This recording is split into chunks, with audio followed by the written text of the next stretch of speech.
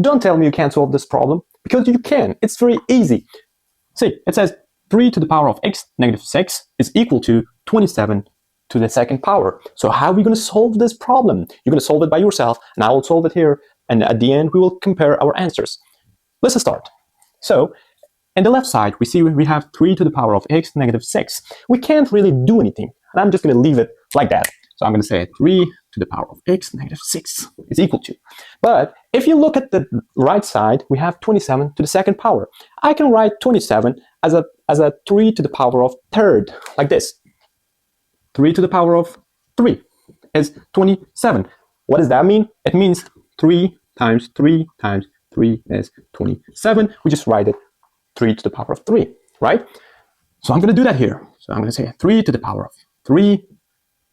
They're all going to be to the power of 2, right? So now it is very simple, and we can solve it. So I'm going to continue here. So I'm going to say 3 to the power of x negative 6 is equal to, whenever we have a problem, like, for example, we have a number a to the power of b, they're all to the power of c. So it's going to be like a to the power of bc. You see, we can do this. We are allowed to do that. When we have two powers, we can multiply those two powers. So same as here. So I can write this as 3 to the power of 3 times 2 is 6. So now it is very easy and simple to work with it. 3 to the power of x negative 6 is equal to 3 to the power of 6, right? So remember, whenever the bases are the same and the powers are different, we can just ignore the bases and put the powers equal to each other, right? And now it's just a very simple equation that we can solve.